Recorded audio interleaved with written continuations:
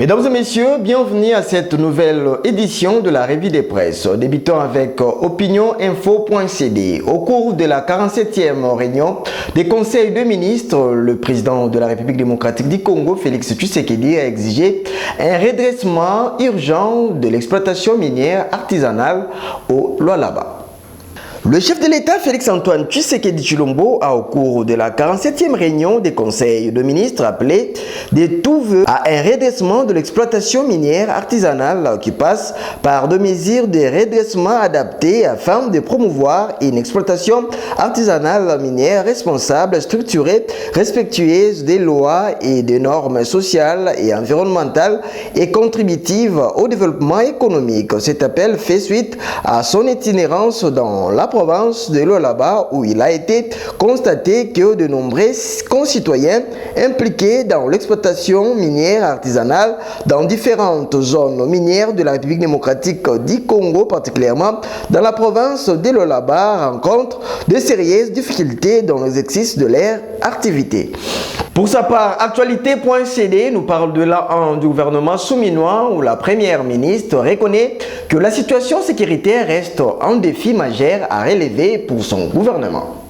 Intervenant lors de la 47e réunion du Conseil des ministres, la première ministre Judith Suminwa est revenue sur la honte de son gouvernement. Dans son intervention, la chef du gouvernement a salué les avancées notables enregistrées dans plusieurs secteurs de la vie nationale depuis son investiture à l'Assemblée nationale. Elle a, à titre indicatif, rappelé quelques avancées enregistrées non exhaustives, à savoir la production du pouvoir d'achat de nos populations par la stabilité du taux d'échange et la réduction de l'inflation, la baisse des prix des produits de première nécessité, la fixation du SMIC établi à 1450 francs congolais à partir de mai 2020 avec un réajustement prévu à 21 500 francs américains de janvier 2026, l'augmentation significative de nos réserves d'échange, la réduction du train de vie des institutions, l'augmentation des crédits alloués à l'investissement notamment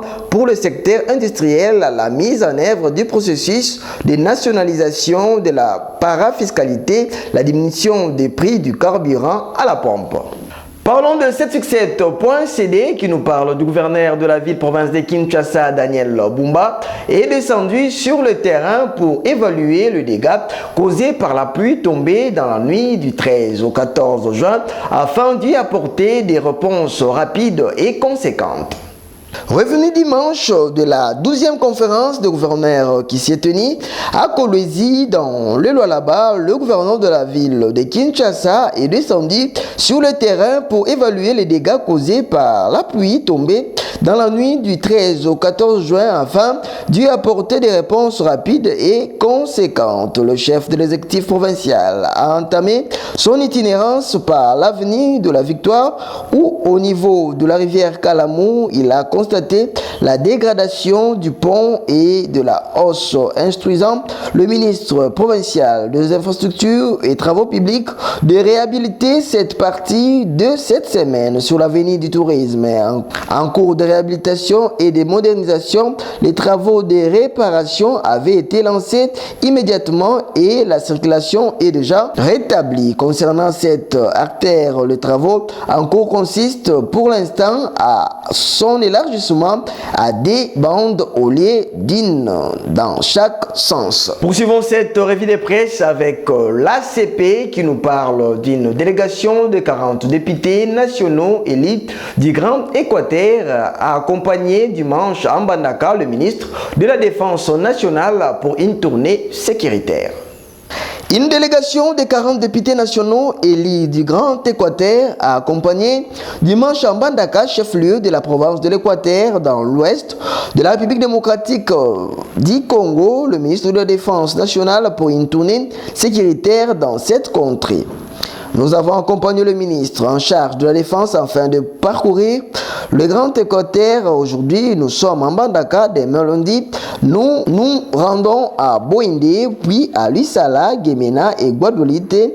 Le député national du Grand Équateur lui ont fait part de plusieurs problèmes sécuritaires dans la région, d'où sa décision d'organiser ensemble cette mission pour mieux appréhender la réalité du terrain, a déclaré le député national José Ngwanda, chef de la délégation et président du groupe de parlementaires du Grand Équateur.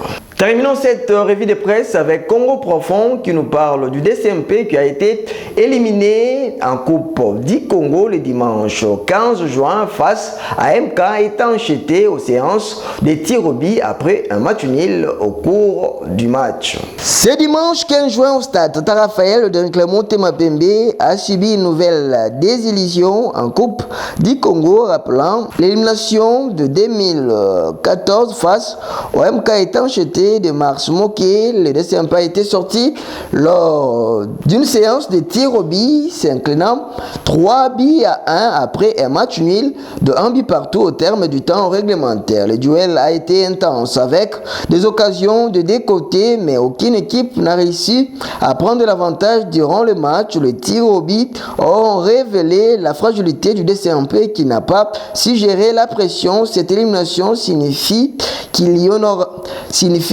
aura pas de participation à la Coupe d'Afrique pour les Immaculés cette année. Un coup dur pour leurs ambitions.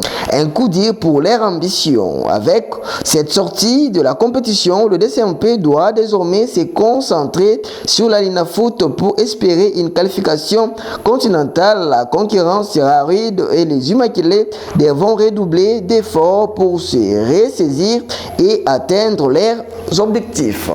C'est par ici que nous mettons un point final à cette revue de presse, mesdames et messieurs. Merci de l'avoir suivi et bonne suite des programmes sur Michapi Voice Télévision.